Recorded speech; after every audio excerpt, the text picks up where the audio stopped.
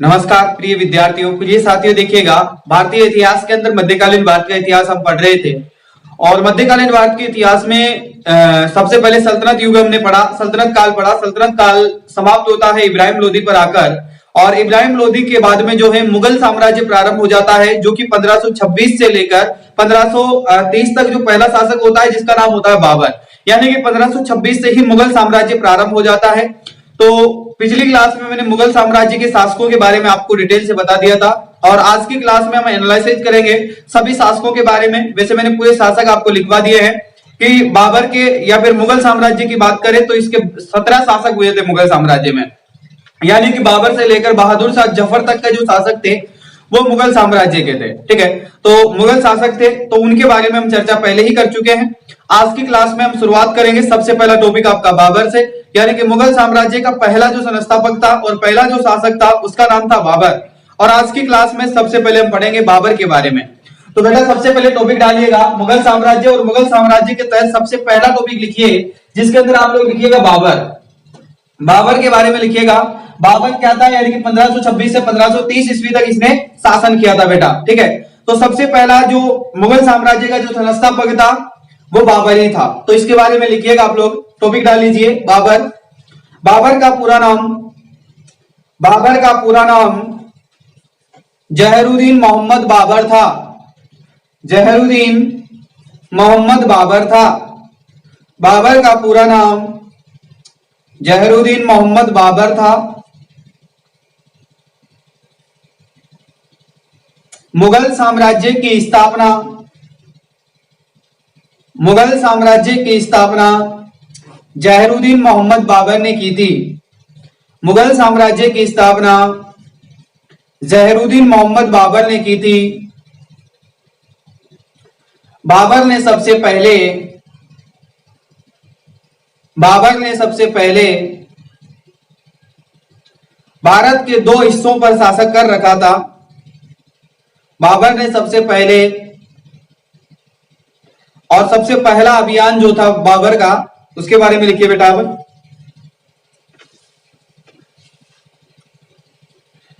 बाबर भारत के ऊपर प्रथम अभियान, बाबर ने प्रथम अभियान 1519 में यूसुफाई जीत के विरुद्ध था। जो कि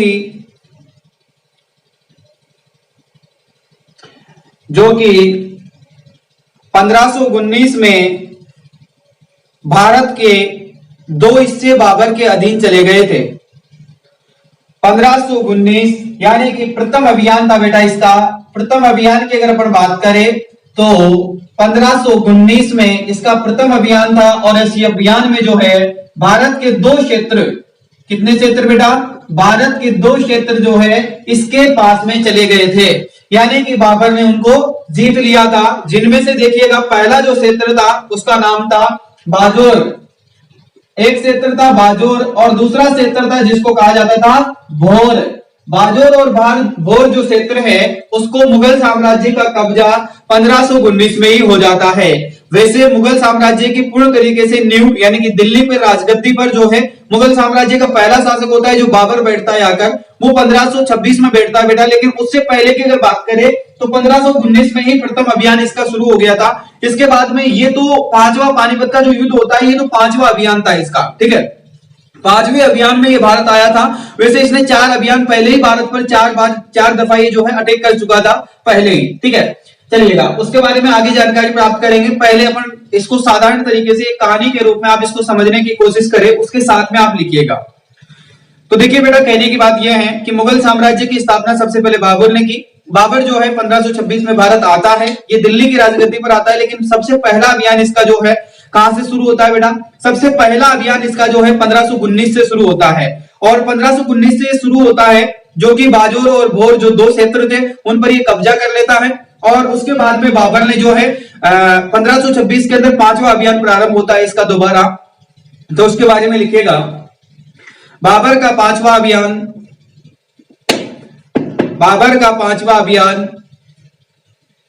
भारत पर 1526 में शुरू हुआ, बाबर पर 1526 में शुरू हुआ, जो कि पानीपत के युद्ध मैदान में इब्राहिम लोदी व बाबर के मध्य हुआ, जो कि इब्राहिम लोदी तथा बाबर के मध्य हुआ। यह युद्ध 21 अप्रैल 1526 को पानीपत के मैदान में हुआ। इस युद्ध में इब्राहिम लोदी की हार हुई तथा बाबर विजय रहा।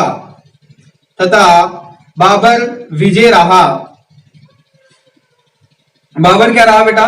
विजय रहा। अब थोड़ा सा बाबर के जन्म स्थली के बारे में और इसके थोड़ा सा पारिवारिक के बारे में भी जान लेते हैं। तो सबसे पहले लिखिएगा, बाबर का जन्म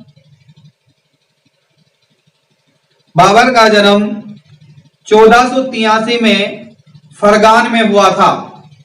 बाबर का जन्म 1483 में फरगान में हुआ था। बाबर के पिता का नाम उमर शेख मिर्जा था। बाबर के पिता का नाम उमर शेख मिर्जा था।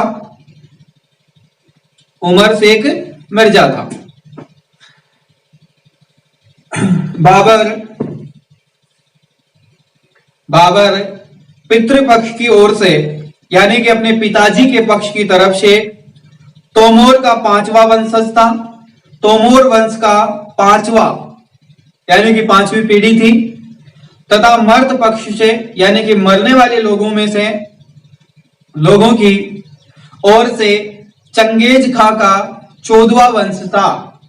चंगेज खां के पश्चात जो है 14वें स्थान पर मर्द, यानी कि देखिएगा एक तरफ तोमर वंश की बात की गई है तो 5वां वंशज था, यानी कि तोमर वंश की बात करें, तोमर शासकों की बात करें, तोमर की पीढ़ियों की बात करें तो तोमर जो वंश था उसकी 5वीं पीढ़ी का ये एक हिस्सा था जो कि बाबर था। ठीक है, शासक था ये। इसके बाद में अगर मर्द पक्ष की बात करें तो इसका जो मर्द पक्ष की डिसाइड कहां से होता है, तो देखिएगा कभी कभार आपको एक चीज, आप वर्तमान समय को देखिएगा, मैं आप ही पे इस एग्जाम्पल को सेट कर देता हूं।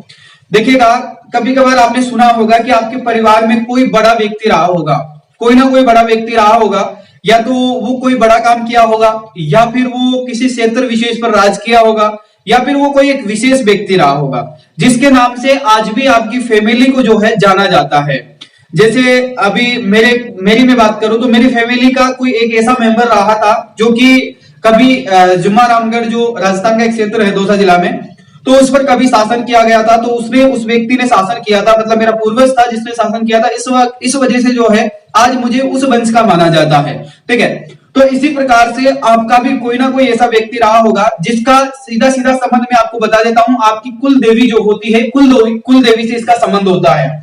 हिंदू धर्म में आपको पता होना चाहिए कि कुल देवी जो होती है वो कुल देवी का जो पति होता है, या फिर वो कुल देवी का जो समय का जो भी व्यक्ति होता है, उस व्यक्ति की तरफ से हमें क्या माना जाता है, यानी कि मर्द पक्ष होता है हमारा। हमारी कुल देवी जो है, हमारा कौन सा पक्ष होता है? ये मर्द पक्ष होता है बेटा। ठीक है, तो हम कुल देवी को जो पूजते हैं ये हमारा मर्द पक्ष की पहचान होती है। क्या होती है? मर्द पक्ष की पहचान होती है, क्योंकि ये हमारे पूर्वज है जो कि इस दुनिया में नहीं रहे अब। ठीक है, तो उधर से अगर अपन देखते हैं तो वंशज को मापा जाता है कि ये पहली पीढ़ी हो गई। कहने का मतलब ये है जिस प्रकार से हमारी कुल देवी है, अब कुल देवी के बाद में जो है, जिस प्रकार से कुल देवी है उसका पति था कोई, ठीक है, तो यानी कि वो हमारा कोई सा दादा लगा होगा, उसके बाद में दादा के बाद में परदादा हुआ होगा, फिर उसके बाद में दूसरा दादा, फिर उसके बाद में उसके संतान, फिर उसके बाद में उसकी संतान की उसकी संतान और उसकी संतान के हम। ठीक है, ऐसा हुआ होगा। ठीक है, तो ऐसा ही होता है, क्योंकि जिस प्रकार से देखो अभी हम बात करते हैं, अभी हम एक सिंपल सा एग्जांपल लेते हैं। जिस प्रकार से अभी आपका दादा है, यानी कि ग्रैंडफादर है, तो ग्रैंडफादर से हमारे फादर का जन्म हुआ। किसका जन्म हुआ? हमारे फादर का जन्म हुआ, यानी कि फादर हुआ।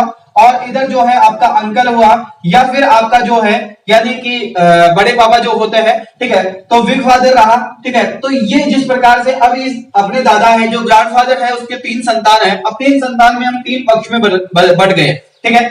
इसके बाद में हमारी फैमिली जो है, हमारा फादर जो है, हमारे फादर के जिस प्रकार से हम 2 संतान है, उसके बाद में 2 संतान में से जैसे अब फिर इसमें से आप हो गए, ठीक है, फिर इसमें से आपके 3 संतान हो गए, फिर इसके बाद में आपका एक वंशज है जिसके 4 संतान हो गए। तो इस प्रकार से ये जो फैमिली है, ये जो श्रृंखलाएं हैं जो बनती जाती है, तो ये व्यक्ति जो होता है इसके नाम से आपकी फैमिली को क्या जाना जाता है, नाम से जाना जाता है। अब ये व्यक्ति का नाम किस श्रेणी में आएगा, ये आएगा मर्द श्रेणी में। किसमें आएगा बेटा, मर्द श्रेणी में आएगा, ठीक है। और एक तरफ यहां पर वंश की बात करें, अब यहां पर कहा गया है कि तोमर वंश का 5वां शासक था ये, तो तोमर वंश की बात करें तो तोमर वंश था। अब यहां पर देखो, अब इसी चीज को जो है यानी कि बाबर के ऊपर लागू करते हैं, तो यहां पर जो है चंगेज खान को माना जाता है। इसका जो शासक था प्रतापी, उसका नाम था चंगेज खान, और चंगेज खान के बाद में इस प्रकार की श्रृंखला बनी, और इस प्रकार की श्रृंखला में से जो है एक था बाबर।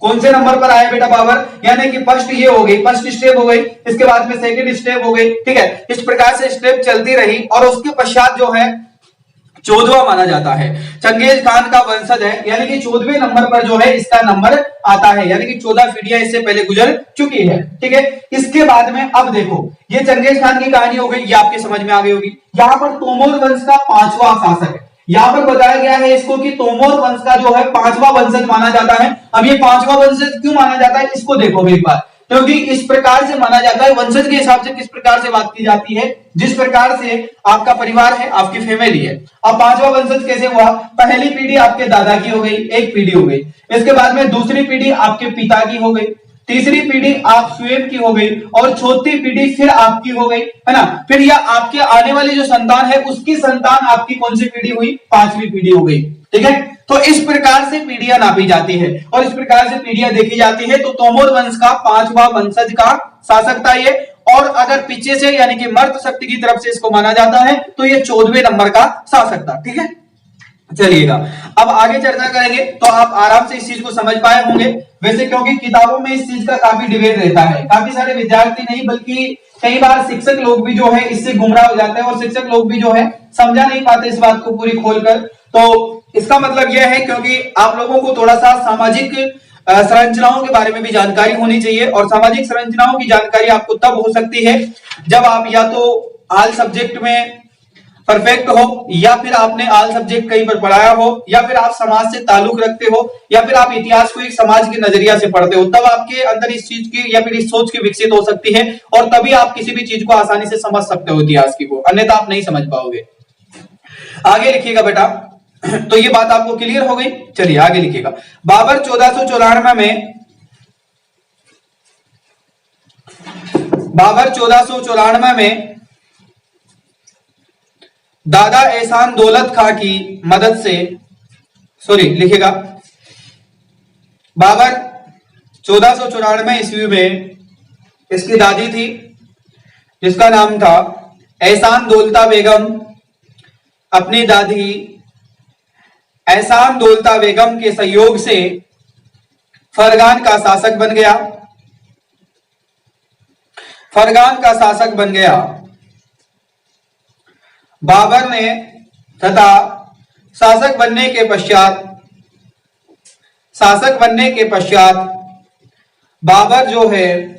बाबर ने 1504 में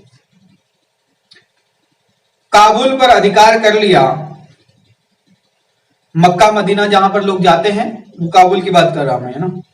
तो 1504 में काबुल पर अधिकार कर लिया तथा 1507 में पदम शाह की उपाधि धारण की तथा 1507 में पदम शाह की उपाधि धारण की। उसके पश्चात बाबर ने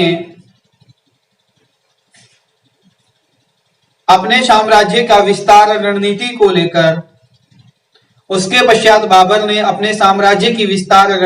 लेकर अपने क्षेत्र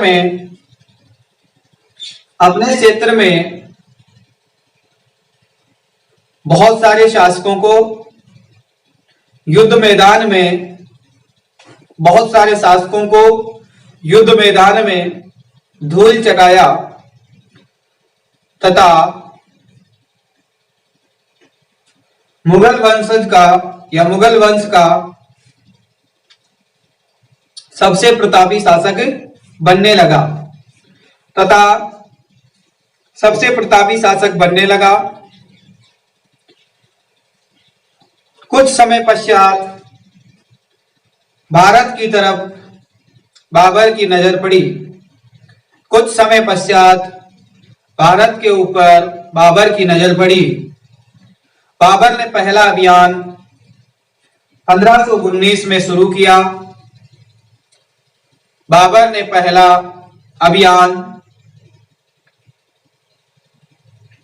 1519 में शुरुआत किया तथा लगातार चार अभियान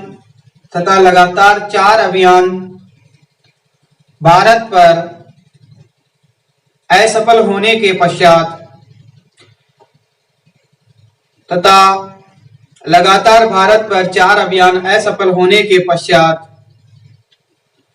पांचवें अभियान में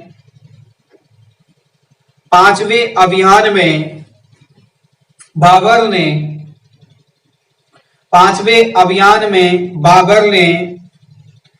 लोधी वंश के शासकों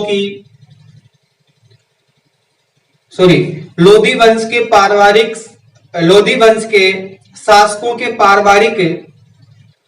पारिवारिक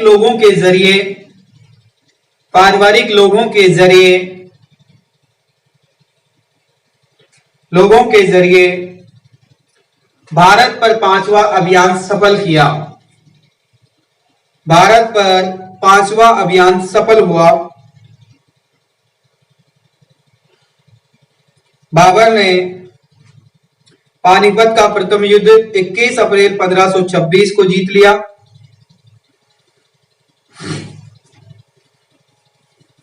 बाबर ने पानीपत का प्रथम युद्ध 21 अप्रैल 1526 को जीत लिया तथा उसके पश्चात बाबर भारत का शासक बन गया।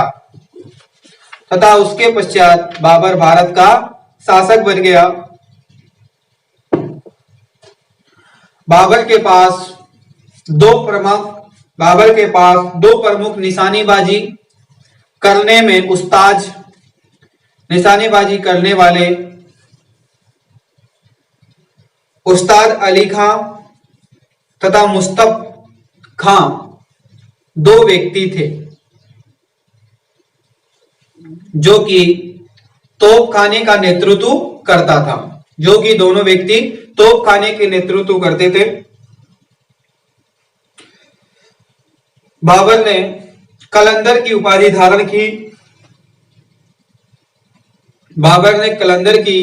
धारण की तथा भारत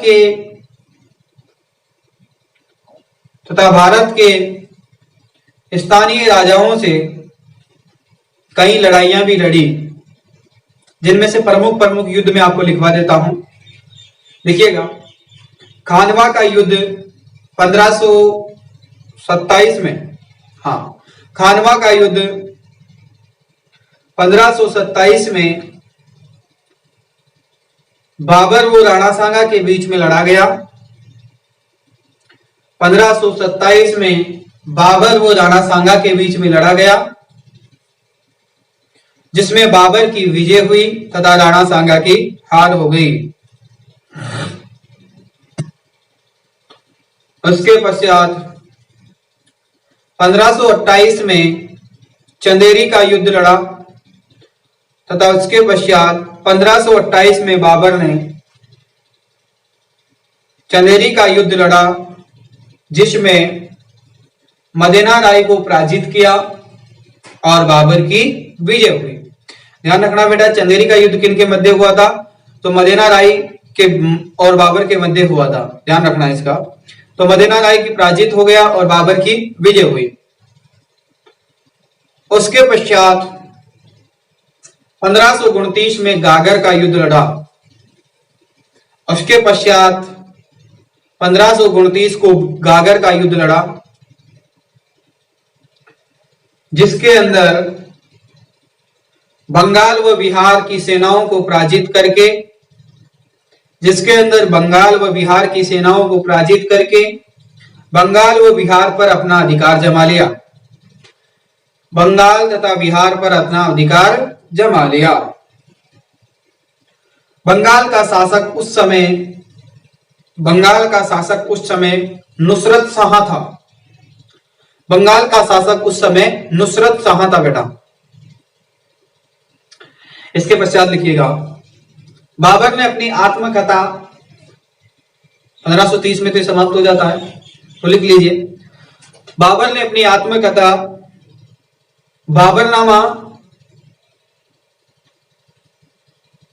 बाबरनामा ग्रंथ में की थी। बाबरनामा ग्रंथ तुर्की भाषा में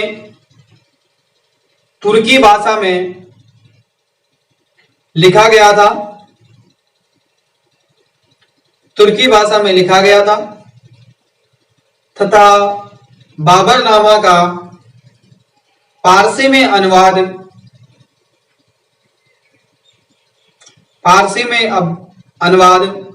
अब्दुल रहीम खान ने किया था।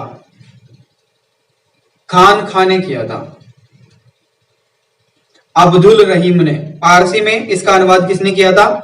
अब्दुल रहीम खान ने किया था। बाबरनामा के अंदर बाबरनामा ग्रंथ के अंदर बाबर ने केवल 5 मुस्लिम शासकों का ही अनुवाद किया, 5 मुस्लिम शासकों का ही जिक्र किया था। बाबर ने 5 मुस्लिम शासकों का ही क्या किया गया था? जिक्र किया था बाबरनामा में। अपनी आत्मकथा लिखा, उसके अंदर 5 शासकों का नाम लिया उसने। पहला था बंगाल का तथा दिल्ली का। बंगाल, दिल्ली, मालवा, गुजरात एवं बहिमान साम्राज्य तथा मेवाड़ के 2 हिंदू शासकों का तथा विजयनगर का भी उल्लेख मिलता है। तथा बाबरनामा ने केवल 5 मुस्लिम शासकों का वर्णन किया था, जिनमें से बंगाल का मैंने बताया कि नुसरत शाह खां था, दिल्ली का इब्राहिम लोदी था, मालवा और गुजरात तथा बहिमान साम्राज्य का जिक्र किया इसने। इनमें भी तीनों में अलग अलग शासक थे। और मेवाड़ के 2 शासक थे, हिंदू शासक थे 2 मेवाड़ के, उनका भी जिक्र किया, जिसमें से एक तो राणा सांगा का नाम था और एक व्यक्ति का नाम और था। तो राणा सांगा का भी इसने जिक्र किया था उसमें। विजयनगर का भी उल्लेख इसके आत्मकथा में मिलता है। इसके पश्चात लिखिएगा, बाबर की मृत्यु 1530 में आगरा के अंदर हुई। बाबर की मृत्यु 1530 में आगरा में हुई तथा बाबर का साऊ काबुल में दफनाया गया था। बाबर का साऊ काबुल में दफनाया गया था। बाबर के 4 पुत्र थे। चारों पुत्रों का नाम लिखिए। पहला था हुमायूं। पहला पुत्र था हुमायूं, जो सबसे बड़ा था इनमें।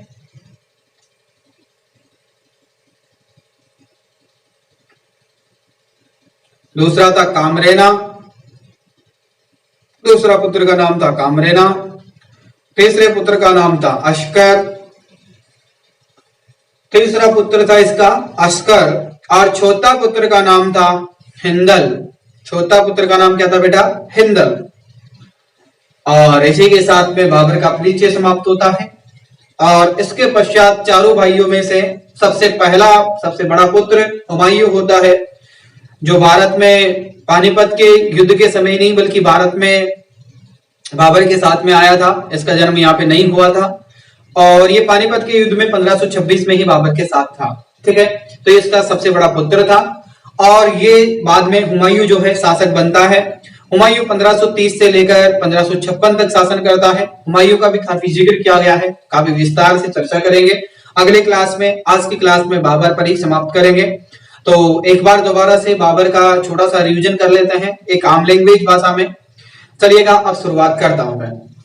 अब आप लोग मिलान करिए तो कर लीजिए, नहीं तो अब मेरी तरफ आप ध्यान दीजिए और मेरी आवाज आप ध्यान से सुनिए ताकि आप लोगों को अच्छे से याद हो सके।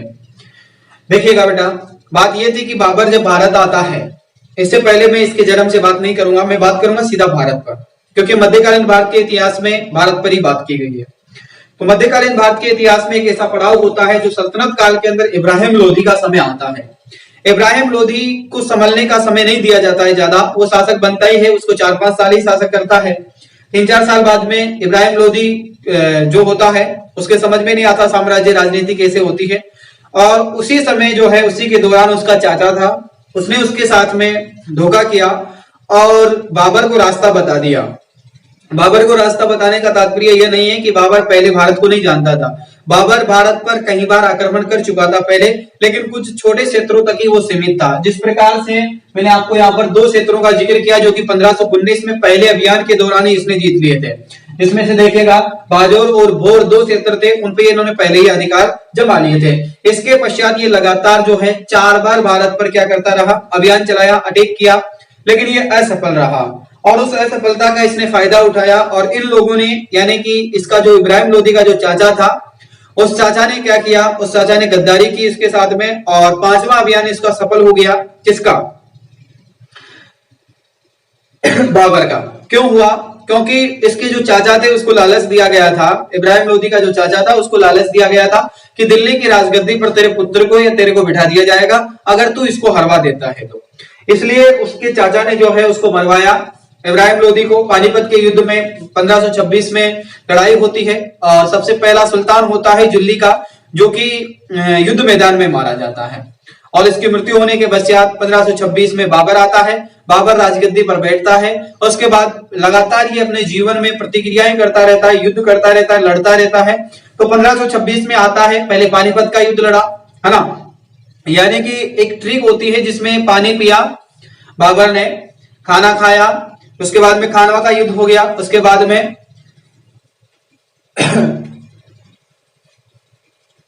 तथा घर गया और मर गया। ठीक है, यानी कि बाबर की एक ट्रिक है, मुझे सही ढंग से याद नहीं है लेकिन फिर भी मैं आपको बता देता हूं। यानी कि 26 में लिखिएगा आप लोग, 26 में पानी पिया, पानी पिया तथा 27 को खाना खाया, 28 को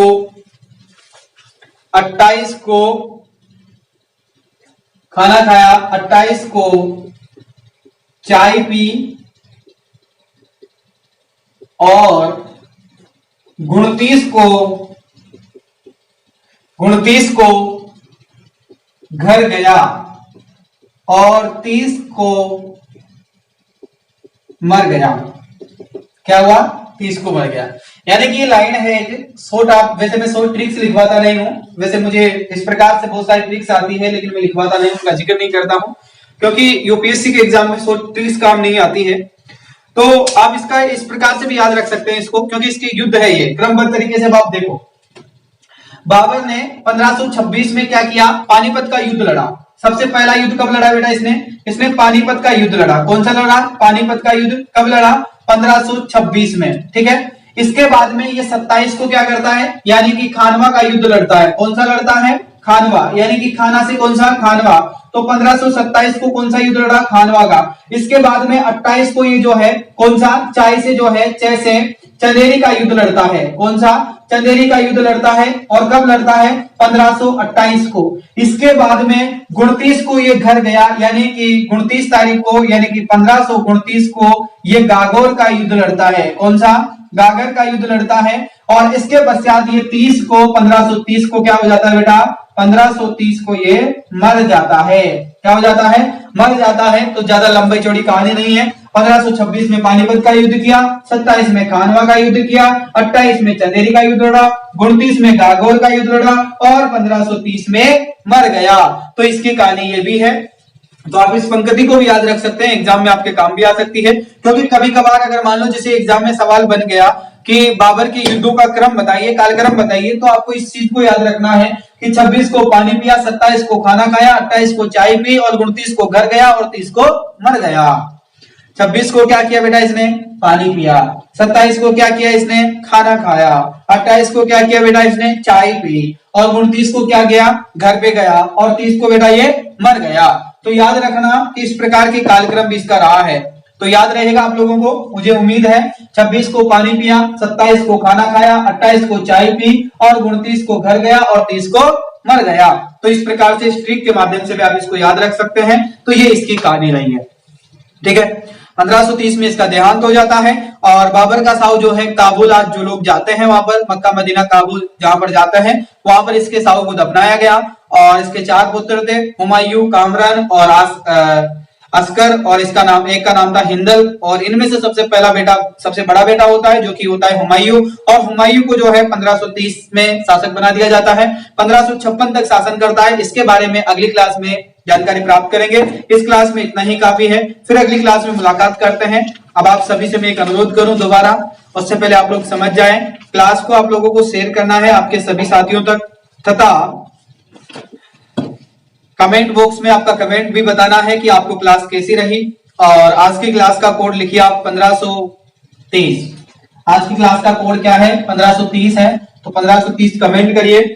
और जो नए विद्यार्थी हमारे साथ जुड़ रहे हैं उनको विशेष अनुरोध है कि अगर आप लोगों को हमारी क्लासें पसंद आती है, हम मतलब मेरे द्वारा जो पढ़ाई गई जो चीजें हैं आपको समझ में आ रही है, तो आप हमारा यूट्यूब चैनल सब्सक्राइब कर सकते हैं, ज्वाइन कर सकते हैं, हमारे साथ जुड़ सकते हैं। अन्यथा आप लोगों का तहे दिल से आभार और धन्यवाद इतना समय देने के लिए। चलिएगा प्रिय साथियों, अगली क्लास में फिर मुलाकात करते हैं। तब तक के लिए जय हिंद, जय भारत। मिलते हैं अगली क्लास।